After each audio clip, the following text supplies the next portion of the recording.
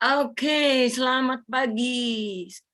Saudara-saudara di Zoom, juga sahabat-sahabat WAFM, dimanapun Anda berada, kembali kita akan bersaat teduh. Ya, kita akan membaca, hari ini kita membaca Hakim-Hakim 6. Hakim-Hakim 6, tapi sebelumnya kita akan angkat satu pujian. Ini semua nyanyi ya. Ku menyembah dalam kudus hadirat-Mu, hampiri kata kasih karunia-Mu Bapa,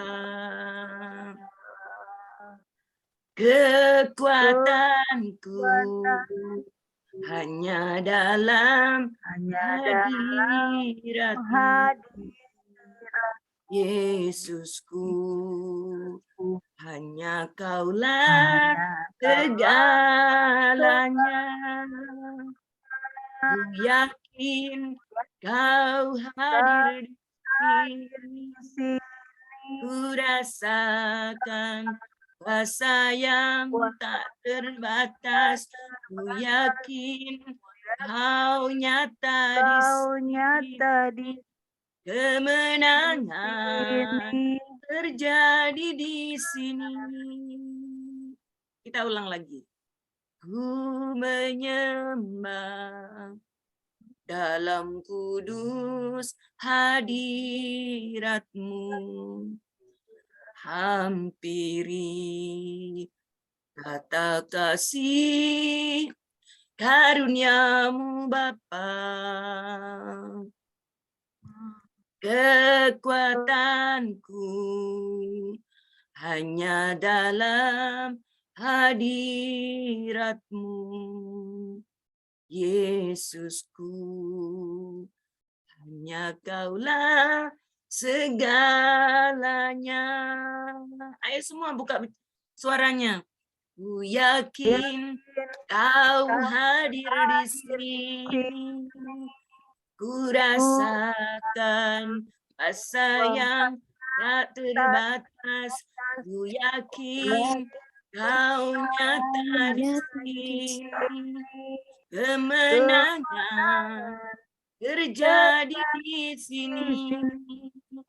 Ku yakin Kau nyata di sini, ku rasakan asa yang tak terbatas. Ku yakin Kau hadir di sini, kemenangan terjadi di sini, keselamatan terjadi di sini, segenap kesembuhan jiwaku memuji-Mu, segenap besar Yesusku, segenap hatiku menyembah-Mu. Kau besar, Kau besar, Kau besar, Kau besar. Yakin Kau hadir di sini, ku rasakan asa yang tak terbatas.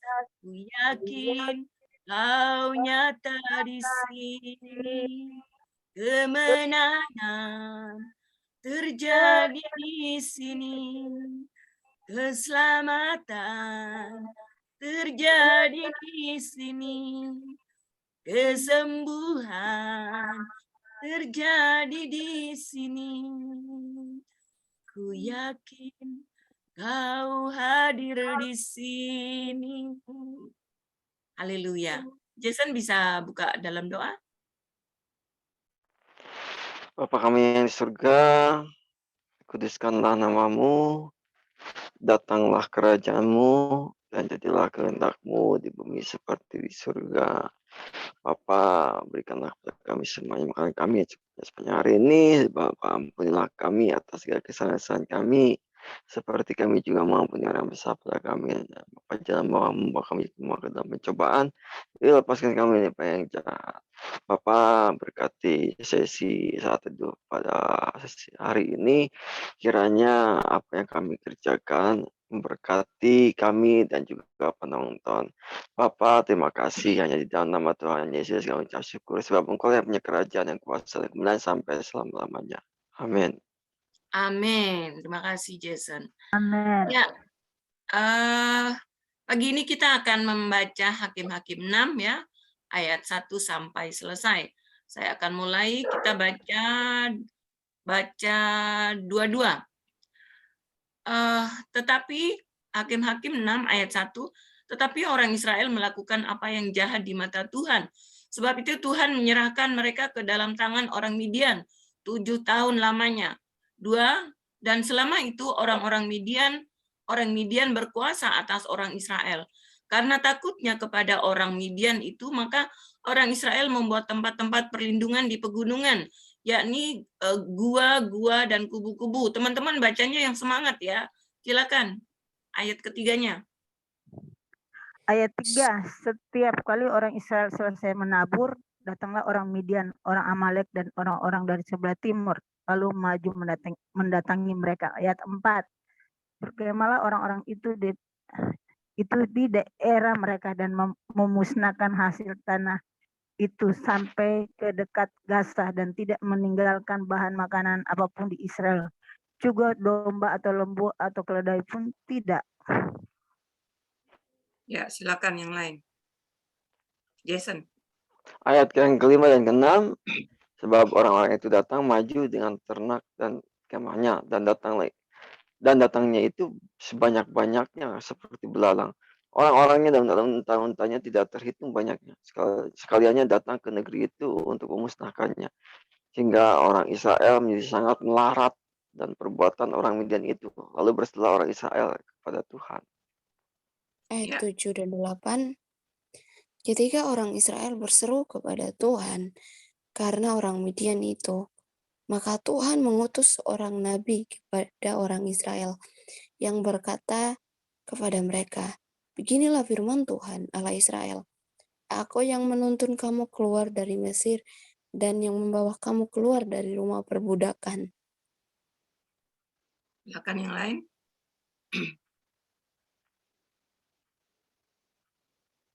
Nggak ada ya? Oke, saya baca. Aku melepaskan kamu dari tangan orang Mesir dan dari tangan semua orang yang menindas kamu. Bahkan aku menghalau mereka dari depanmu dan negeri mereka kuberikan kepadamu. 10.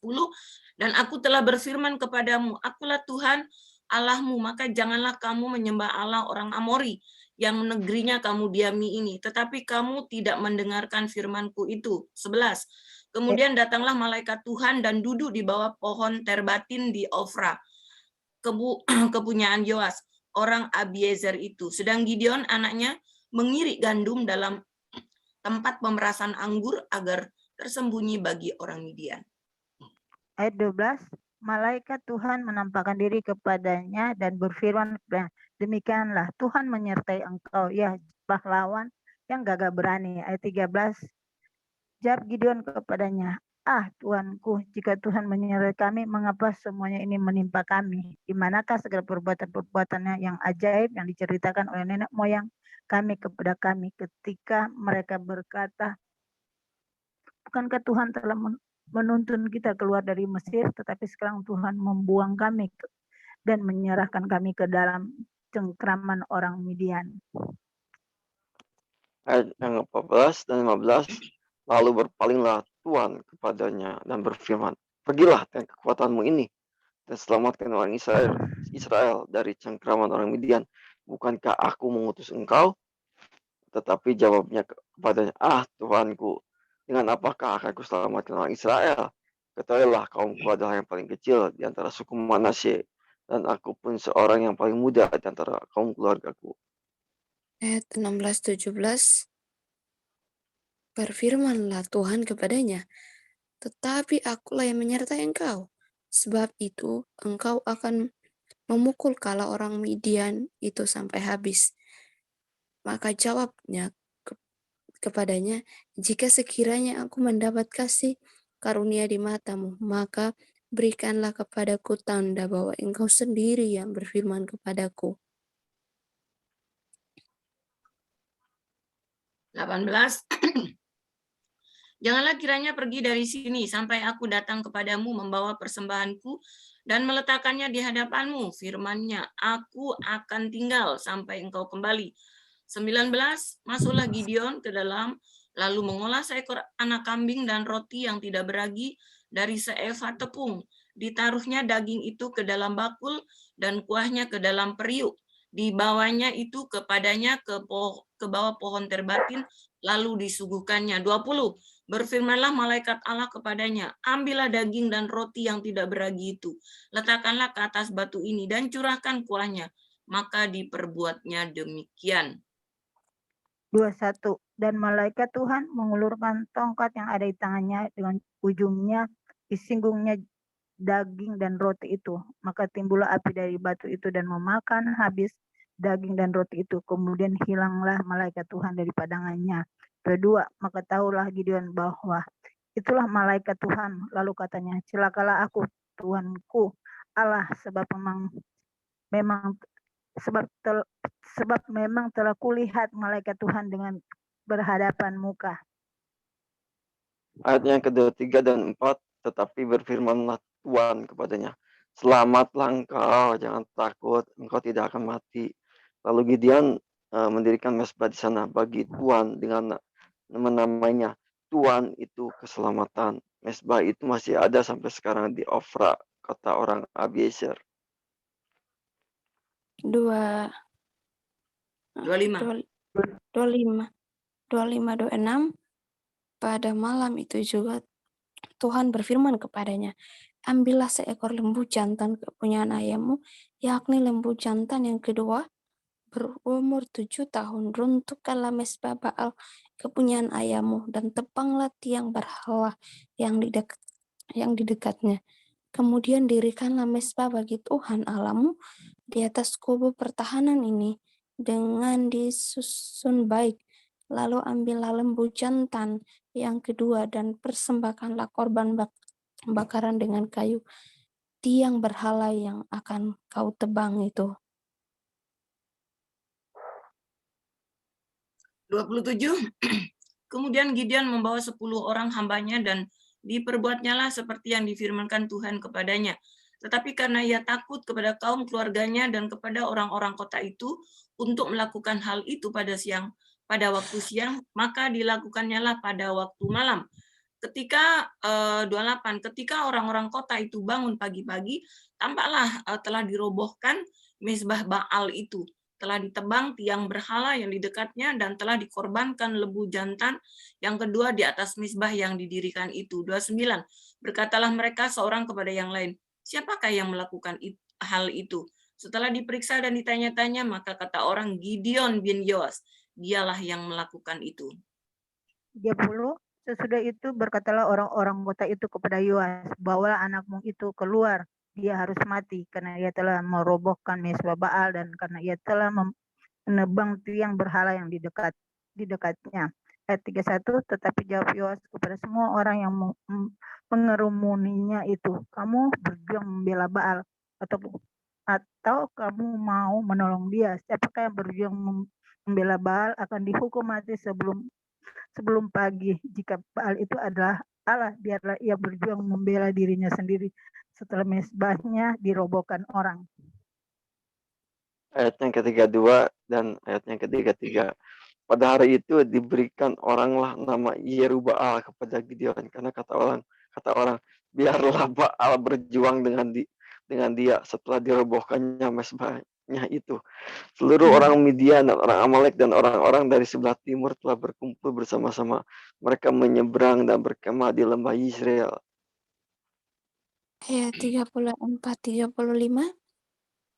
Pada waktu itu roh Tuhan menguasai Gideon, ditiupnya sangkakala dan orang-orang Abiezer dikerahkan untuk mengikuti dia. Juga dikirimnya pesan kepada seluruh suku Manasye, dan orang-orang ini pun dikerahkan untuk mengikuti dia. Dikirimnya pula pesan kepada suku Asyir, Sebulon, dan Naftali, dan orang-orang ini pun maju untuk menggabungkan diri dengannya.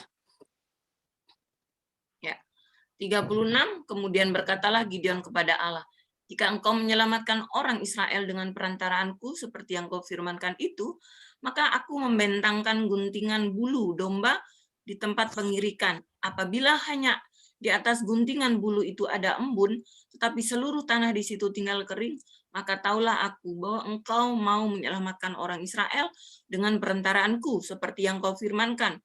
Dan demikianlah terjadi, sebab keesokan harinya pagi-pagi ia bangun, dipulasnya guntingan bulu itu dan diperasnya air embun dari guntingan bulu itu secawan penuh air. 39.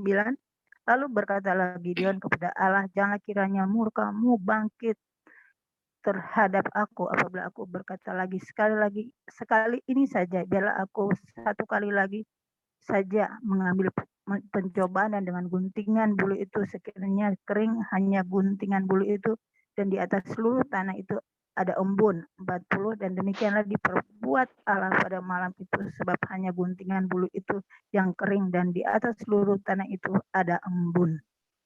Amin. Ya, kita sudah selesai baca Hakim-Hakim 6 ayat 1 sampai 40. Ya, sebentar kita akan berdiam diri dulu, kita merenungkan dan nanti kita sharing ya. Silakan dipilih ayat-ayat mana yang nanti akan di-sharingkan. Nanti kita akan kembali.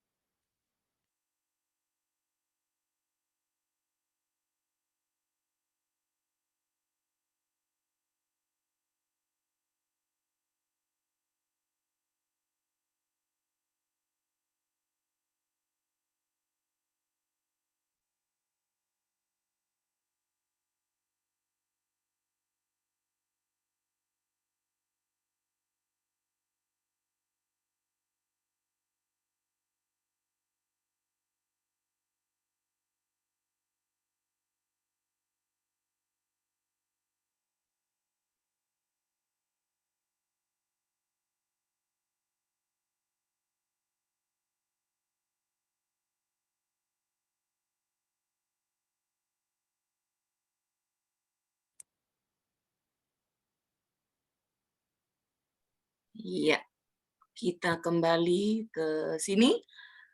Kita akan sharing-sharing tentang Hakim-Hakim 6. Silakan kalau ada yang sudah mendapatkan inspirasi untuk sharing. Jason mungkin? Izinkan saya berkata-kata ya, telah mengenaki. Ini ayat sangat saya sukai ya, pembacaan pagi hari ini. Ada pengujian yang dilakukan oleh Gideon. Dan Tuhan kita, Allah kita ya, Allah itu bukan nama, saudara. Itu hasil terjemahan orang Kristen Syria. 1 abad sebelum Nabi besar mereka, yang mereka agung-agungkan, mana mereka puja-puji. Yang terpuji ya, the prize one itu lahir, itu sudah diterjemahkan dari Eloah atau Elah, ya. Jadi Allah itu dari kitab Pesha awalnya, lalu maju ke agak ke pesisir menjadi Allah, ya, al-ilah gitu ya kalau dalam bukti arkeologisnya. Jadi Allah itu buatan orang kafir, buatan orang Kristen Syria sebelum adanya lahirnya sang nabi itu ya, katanya ya, biarlah mereka dengan imannya. Dan ini adalah bentuk dari kebiasaan, tanda ya, atau perilaku Tuhan kita. Dia senang untuk diuji. Ini benar-benar ayat yang bagus untuk dibikin konten karena sudah jelas bahwa Musa pun menguji Tuhan. Benar, engkau itu Tuhan. Gideon pun sampai 3 kali, benar engkau itu Tuhan gitu. Ibu bapak daripada Samson juga, benar engkau Tuhan. Tiba-tiba abad ke-7 datang, didekap dikit, lari pontang-panting, kayak melihat sesuatu yang sangat dalam tanda kutip mengerikan, ya. Dan masih disebutkan di sana. Lalu tanya kepada istrinya, jikalau dia itu dari Tuhan, begini. Kalau bukan dari Tuhan, begini. Lah, itu makhluknya, makhluk gaibnya kok nggak ngomong apa-apa ya. Cuman disingkapkan aja auratnya. Ya. Saya nggak tahu aurat apa tuh. Langsung kabur. Oh ini dari Tuhan. Cuman kayak begitu pengujiannya ya Tuhan. Ya udahlah itu dengan imannya ya. Pengujian kok kayak begitu.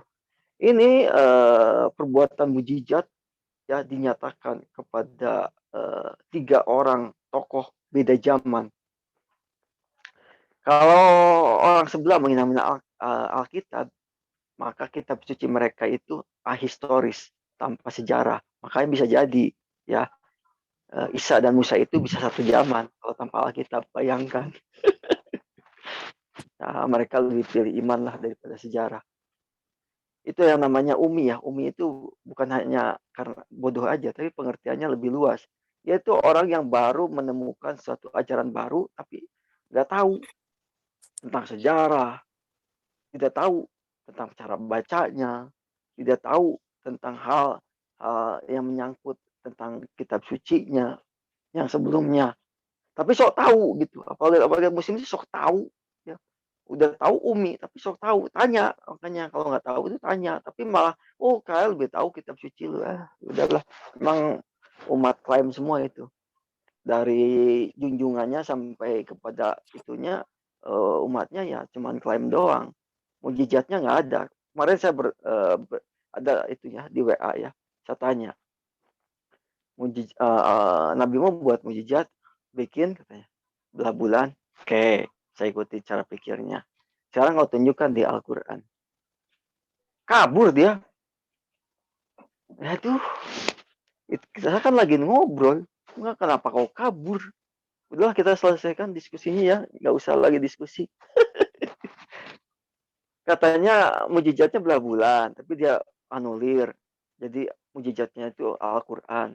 Ya Tuhan, kok jadi begini orang dolak-dalik ya kalau lagi diskusi. Saudara, ini pasal yang sangat bagus sekali bikin konten. Itu ada pernyataan orang-orang kaumnya Gideon tuh memberi nama Yerubaal ya. Biarkanlah Baal itu menolong dirinya sendiri ketika mesbahnya itu dirobohkan dengan tiang-tiang berhalanya. Kalau Tuhan mereka udah jelas ya dibela sama undang-undang penistaan. Maaf kata, ini menurut iman kami, ini pembacaan ini. Tuhan Anda itu mirip, bisa dinisbatkan ke sini nih. Apakah Tuhan Anda itu sekelas dengan dewa-dewa? Maaf kata ya, ini saya bicara tentang iman saja. Banyak dari YouTuber kita ya, apologet mengatakan, Tuhan kita nggak perlu dibela. Bahkan dengan undang-undang penistaan, nggak perlu, memalukan. Biarlah Tuhannya sendiri yang membela. Kita udah tahu ya, Tuhannya Ahok itu membela Ahok.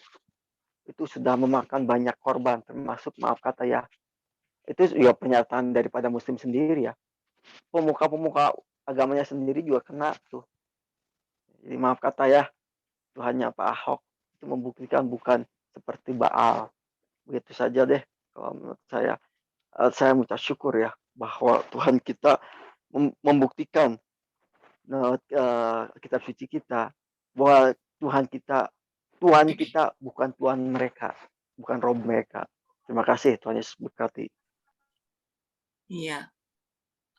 Di Hakim-Hakim 6 ini ada disebutkan yang ayat pertama, tetapi orang Israel melakukan apa yang jahat di mata Tuhan, sebab itu Tuhan menyerahkan mereka ke tangan orang Midian. Ya. Lalu di ayat yang ketiga, setiap kali orang Israel selesai menabur, datanglah orang Midian, orang Amalek, dan orang-orang dari sebelah timur, lalu maju mendatangi mereka. Siapakah Midian? Siapakah sih orang Amalek itu? Kita lihat ya. Ya, Midian adalah anak Abraham dari istrinya yang bernama Ketura. Itu ada di Kejadian 25 ayat 2. Ya, jadi Amalek adalah keturunan Esau ya di Kejadian 36 ayat 12. Timna adalah gundi Elifaz anak Esau, ia melahirkan Amalek ya. Bagi Elifaz itulah cucu-cucu ada istri Esau. Jadi kita tahu ya Midian. Jadi sebetulnya mereka ini masih semuanya bersaudara ya Jason ya.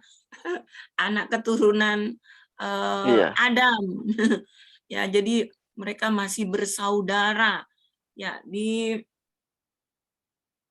kalau yang di Kejadian 19 ayat 36, lalu mengandunglah kedua anak Lot itu dari ayah mereka. Yang lebih tua melahirkan seorang anak laki-laki dan menamainya Moab. Dialah bapak orang Moab yang sekarang. Jadi Moab ini adalah keturunan Lot ya. Jadi tadi di Hakim-Hakim 6 ini kan ada disebutkan tentang Midian, Amalek dan Moab ya. Kita udah tahu sekarang Midian adalah keturunan dari Abraham, istri dari Ketura ya, dan kalau Amalek ini adalah keturunan dari Esau, sementara Moab ini adalah keturunan dari Lot. Nah, Israel berkali-kali melakukan kesalahan ya. Mereka jatuh bangun. Ini adalah angkatan yang tidak mengalami bagaimana Tuhan menolong mereka dengan tangannya yang gagah perkasa dan segala keajaiban di depan semua orang Israel saat itu ya. Ini adalah orang-orang yang ketika pemimpinnya ada bersama mereka, maka mereka hidup aman ya, karena mereka dipimpin oleh pemimpin-pemimpin yang takut Tuhan. Misalnya ketika di masa Otnil ya, itu sebelumnya Israel dikuasai oleh Kushan Ristaim, Raja Aram Mesopotamia ya, selama 8 tahun oleh karena Israel yang tidak lagi setia kepada Tuhan. Saat itu Israel menyembah para Baal dan para Asyera, sehingga Tuhan membiarkan mereka dikuasai oleh Kushan Risataim ya, Risataim. Nah, Tuhan memakai Otnil, Tuhan membangkitkan pemimpin bagi mereka yaitu Otnil, dan Otnil ini memimpin Israel saat itu selama 40 tahun. 40 tahun lamanya Israel aman. Jadi ketika orang Israel itu hidup dalam ketaatan kepada pemimpin mereka, kalau mereka taat kepada pemimpin itu kan artinya mereka taat kepada Tuhan ya. Karena pemimpin mereka itu Tuhan langsung yang menunjuk ya, Tuhan langsung yang memimpin. Ini bedanya pemimpin di Alkitab ya. Pemimpin di Alkitab itu langsung ditunjuk oleh Tuhan. Ya, jadi bukan seperti kitab sebelah yang nggak tahu siapa yang memilih, siapa apa ke tanda-tandanya. Nah, kalau di sini seperti tadi di Hakim-Hakim 6 ini kita melihat Gideon minta tanda ya. Karena Tuhan sendiri ya yang berfirman ya, ujilah aku. Nah, ini luar biasanya. Bahwa Tuhan kita mau diuji untuk membuktikan ya, kita memang harus tahu siapa yang kita ikuti supaya kita jangan salah ya. Lalu ketika Otnil itu meninggal ya, maka Israel kembali jatuh ke dalam penyembahan berhala, ya itu karena karena mereka tidak menghalau secara tuntas penduduk asli dari wilayah-wilayah yang mereka taklukkan, yang telah diundikan kepada mereka, sehingga mereka hidup bergaul dengan mereka, ya mereka mengawinkan dengan mereka, ya menyerahkan anak perempuan mereka kepada mereka, ya dan anak perempuan mereka kepada anak laki-laki mereka, sehingga mereka hidup dalam sama dengan mereka, menyembah para Baal mereka. Nah, ketika mereka melakukan dosa seperti itu, maka musuh datang, ya menaklukkan mereka.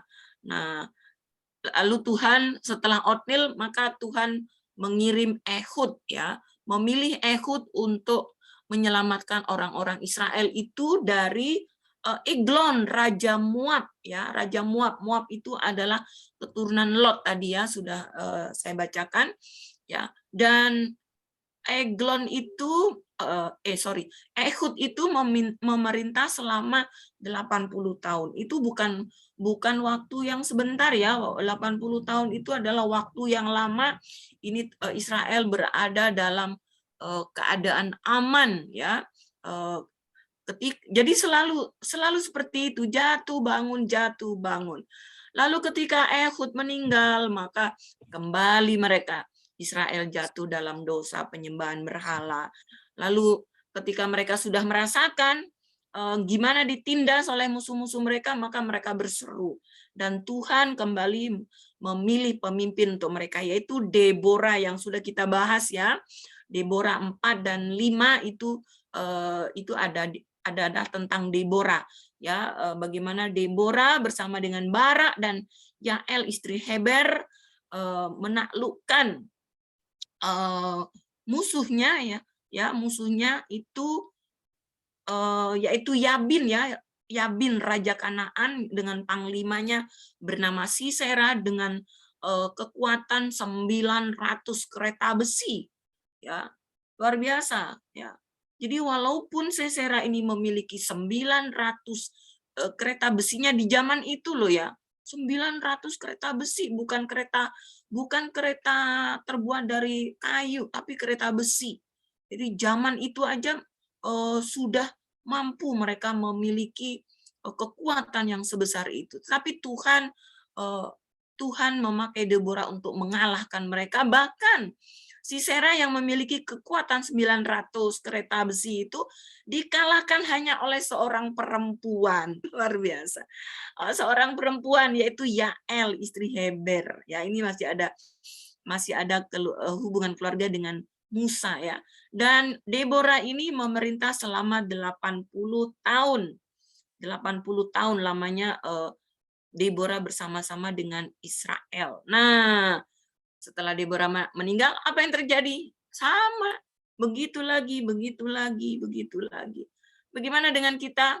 Apakah setelah kita diselamatkan oleh Tuhan, kita jatuh lagi, ya?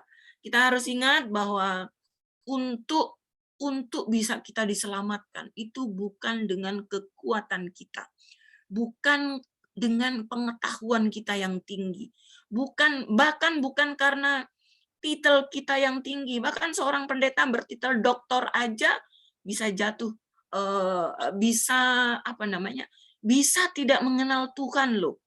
Mereka hanya sebatas pengetahuan, tetapi Tuhan yang dialami secara pribadi itu banyak yang tidak mengalaminya. Itulah kesombongan manusia, ya. Manusia itu ketika pintar suka sombong, ketika mereka kaya mereka lupa bahwa dipikirnya bahwa segala yang mereka miliki itu adalah karena kehebatan mereka sendiri. Ya, orang-orang seperti itu, sehingga kita tidak heran, ya, ada banyak hamba Tuhan yang pelayanannya begitu-begitu aja. Kenapa? Karena mereka tidak mengandalkan Tuhan, ya. Karena mereka tidak mengandalkan Tuhan, sehingga kita tidak heran ketika suatu hari mendengar, oh si pendeta ini sekarang menjadi mualaf. Aduh, itu luar biasa, sebuah kebodohan yang sangat amat, ya. Tuhan Yesus yang hidup ditukar dengan Tuhan yang tidak maha tahu, ya. Tuhan tidak maha tahu. Nah, di Gideon ini, di Hakim-Hakim 6 nih Tuhan mengutus Gideon ya. Ini Gideon ini juga orangnya tidak percaya diri ya. Orangnya tidak percaya diri, dia merasa minder ya. Kita lihat di Hakim-Hakim 6 ayat 3, setiap kali orang Israel selesai menabur, datanglah orang Midian, orang Amalek, dan orang-orang di sebelah timur lalu maju mendatangi mereka untuk apa? Mereka berkemah, berkemahlah orang-orang itu di daerah mereka dan memusnahkan hasil tanah itu sampai ke dekat Gaza dan tidak meninggalkan bahan makanan apapun di Israel. Juga domba atau lembu jantan atau keledai pun tidak. Ini ketika Israel itu jatuh dalam dosa kepada penyembahan berhala, maka Tuhan izinkan ya musuh-musuh mereka menguasai mereka. Ya, bahkan hasil tanaman mereka dimusnahkan di sini ya. Tidak meninggalkan bahan makanan apapun di Israel, juga domba dan lembu atau keledai pun tidak. Jadi benar-benar Israel dibuat sengsara. Ya, dibuat sengsara. Bahkan di ayat 5-nya, sebab orang-orang itu datang maju dengan ternaknya dan kemahnya, dan datangnya itu berbanyak-banyak seperti belalang. Wow. Orang-orangnya dan unta-untanya tidak terhitung banyaknya. Sekaliannya datang ke negeri itu untuk memusnahkannya. Jadi benar-benar orang Israel ditindas ini. Ditindas ya, dikuasai, dan mereka nggak punya kekuatan untuk melawan. Jadi kita sudah belajar berkali-kali tentang orang Israel ini. Ketika mereka hidup dalam ketaatan, mereka akan mengalami kemenangan-kemenangan. Tetapi ketika mereka jatuh dalam dosa kepada penyembahan berhala, maka musuh-musuh mereka melawan mereka. Rupanya orang-orang ini lupa tentang bagaimana dulu Ai, masih ingat ya, Ai, wilayah Ai itu mengalahkan Israel hanya gara-gara satu orang melakukan kesalahan, maka orang Israel kalah. Tapi memang angkatan yang ini di Hakim-Hakim 6 ini memang sudah bukan lagi angkatan yang dulu ketika mereka saat baru masuk ke tanah Kanaan ya, ketika mereka menaklukkan Yeriko, menaklukkan Ai ya, tapi ini adalah angkatan yang tidak mengenal perbuatan-perbuatan Tuhan yang luar biasa. Karena itu dikatakan di pasal sebelumnya, Tuhan melatih mereka untuk berperang. Ya, sengaja membiarkan musuh itu datang kepada mereka untuk melatih mereka ya. Jadi kita belajar dari kehidupan orang Israel di masa lalu ya. Mereka jatuh bangun mengikut Tuhan. Ketika pemimpin mereka bersama dengan mereka, maka mereka aman. Ketika pemimpin mereka tidak ada, mereka jatuh lagi ke dalam dosa. Nah, bagaimana dengan kita hari ini? Apakah musuh kita siapa hari ini? Kalau saya sih musuh saya adalah diriku sendiri, keegoisanku, kedaginganku. Masihkah kita tunduk kepada kedagingan kita, kepada hawa nafsu kita, kepada kesombongan kita? Atau kita mau rendah hati? Karena Tuhan Yesus juga rendah hati. Yesus adalah raja di atas segala raja. Tetapi dia datang ke dunia sebagai manusia hidup di tengah-tengah orang berdosa. Kenapa? Oleh karena begitu besar kasih-Nya akan umat ciptaannya. Tuhan tidak mau kita binasa. Tuhan mau setiap kita itu diselamatkan. Ya. Dan kita harus bersyukur bahwa kita diselamatkan bukan karena kehebatan kita. Saya tidak akan pernah bisa percaya Yesus itu Tuhan kalau bukan karena Tuhan Yesus sendiri yang datang ke dalam kehidupan saya. Ya. Orang-orang berdosa butuh Tuhan. Mereka tidak bisa datang sendiri. Tuhanlah yang mengulurkan tangan. Ketika orang-orang Israel ini jatuh ke dalam dosa, Tuhan datang untuk menolong mereka. Nah, mari kita selalu mengucap syukur atas kasih Tuhan, atas anugerah Tuhan yang telah dilimpahkannya kepada kita, melimpah bahkan Tuhan memberikan kita roh penolong. yang memampukan kita untuk hidup melewati segala kerikil-kerikil kehidupan. Sehingga kita sanggup, kita tetap bisa bersuka cita. Kita bisa tetap menari-nari bagi Tuhan, oleh karena Tuhan yang tinggal di dalam kita. Ya, itu dari saya. Mungkin ada yang mau menambahkan, silakan. Sedikit. Iya, Terima silakan. kasih Bu Maya, sangat keren. Dan Pak Jason keren juga. Iya, saya 8 sampai 10. Jadi satu aja. Kita harus sadar akan Tuhan Yesus. Karena cuma Tuhan Yesus yang bisa menuntun kita dari kegelapan pergi terang sorga. Di luar dari itu gelap, keluar dari gelap terang. Keluar dari terang, gelap gulita. Dan saya bangga banget kepada Tuhan kita yang mau diuji. Dia menyuruh umatnya menguji dia benar nggak dia Tuhan. Nah, itu yang sangat-sangat keren buat hidup kita. Dan saya juga enggak mau maju mundur, harus maju terus dong. Maju mundur. Jatuh bangun lagi. Nah, jangan ya kita. Dan saya bersyukur ketika saya mengenal siapa Tuhanku, Yesus Kristus, saya terus maju. Enggak ada kata mundur. Dan sudah hampir 13 tahun saya enggak pernah mundur dan tetap bersuka cita terus maju. Ada tantangan banyak banget, ada masalah banyak banget, tetapi di dalam tantangan, dalam masalah saya tetap bersuka cita. Jadi sukacita kita tidak terganggu oleh masalah, oleh situasi, keadaan kita, tapi di setiap musim kata ketika kita kenal betul siapa Tuhan kita, kita tetap akan bersuka cita sekalipun di keadaan ada masalah yang berat pun. Amin. Itu aja. Makasih, Tuhan Yesus berkati. Iya. Kita akan menyanyikan satu pujian, ya. Nyanyi dan bersoraklah bagi Dia, pujian hormat kuasa bagi Raja. Gunung tunduk, laut bergelora, mendengar namamu. Ku bersuka atas perbuatanmu, selamanya ku kasih Engkau Tuhan. Tiada janji seperti yang ada padamu. Yuk, silakan teman-teman kita nyanyikan lagu ini. Nggak apa-apa bersaut-sautan. Amin. Namanya juga online ya. Ya. Ya. Yesusku, penyelamat. Penyelamat. Tiada yang seperti Engkau. Yes. Setiap hari ku Ku memuji memuji keajaiban kasih-Mu.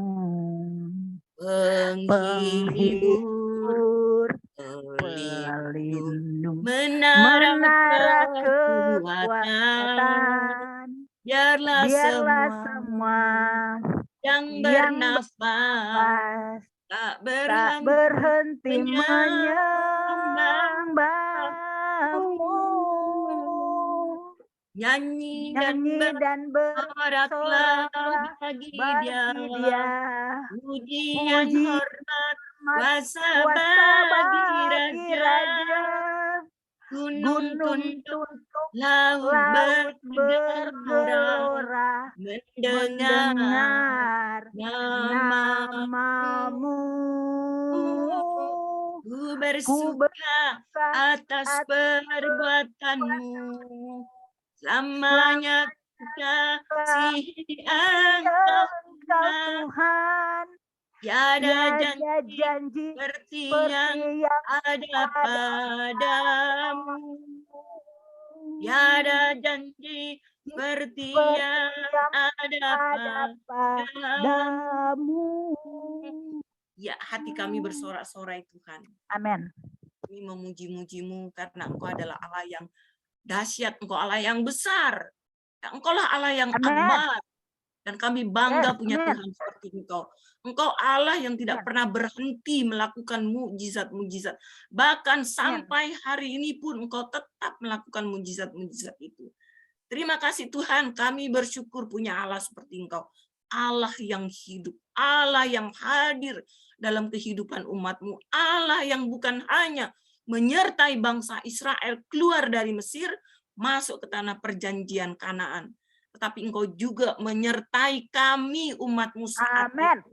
Bahkan memberikan kami Roh Kudus-Mu, Roh penolong, yang memampukan kami menghadapi hari-hari kami yang penuh tantangan. Amin. Ada banyak liku-liku, ada banyak masalah finansial, tetapi Tuhan tetap memberikan kami hati yang tenang, hati yang damai, karena Engkau Amin. adalah Amin. Raja Terima damai. kasih Tuhan. Engkaulah the King of Peace. Terima Yes. kasih Tuhan, terima kasih. Kiranya pengalaman ini bukan hanya menjadi milik kami Tuhan. Biarlah Engkau memakai setiap kami di room ini Tuhan, untuk menjadi alat-Mu, bersaksi tentang Amin. Engkau yang luar biasa.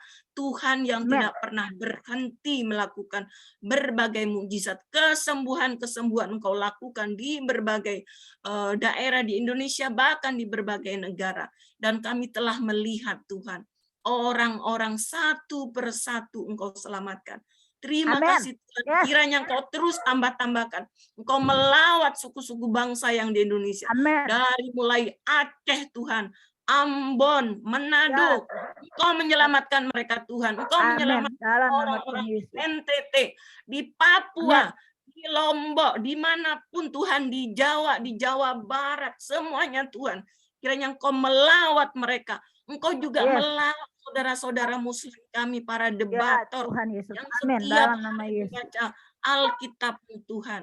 Mari Tuhan Kau tolong mereka. Singkapkanlah, angkatlah selubung itu Tuhan, sehingga Amin. mereka akan mengerti bahwa Engkaulah benar. Apa yang disampaikan oleh teman-teman debator Kristen itu adalah kebenaran tentang Kau. Terima kasih Tuhan. Kami menyerahkan hidup kami ke dalam tangan-Mu. Tuhan menyertai kami sepanjang hari ini. Tuhan memampukan kami melakukan yang terbaik. Tuhan memberkati setiap apa yang kami kerjakan. Para pekerja, karyawan, Kau memberkati mereka menjadi terang, menjadi berkat di tempat mereka masing-masing dimanapun berada. Yang menjadi siswa, murid-murid di sekolah-sekolah, Kau mampukan mereka, Kau berikan mereka kecerdasan Tuhan. Kau mampukan mereka menjadi terang-Mu. Ya, tidak ikut-ikutan seperti teman-teman yang tidak mengenal Tuhan, tetapi biarlah mereka boleh Engkau pakai untuk memuliakan nama-Mu. Tuhan, inilah doa-doa kami. Kami serahkan semuanya ke dalam tangan-Mu, hanya di dalam satu nama yang berkuasa di langit dan di bumi. Yesus Kristus Tuhan dan Juru Selamat kami. Amin. Amin. Terima kasih. Kasih.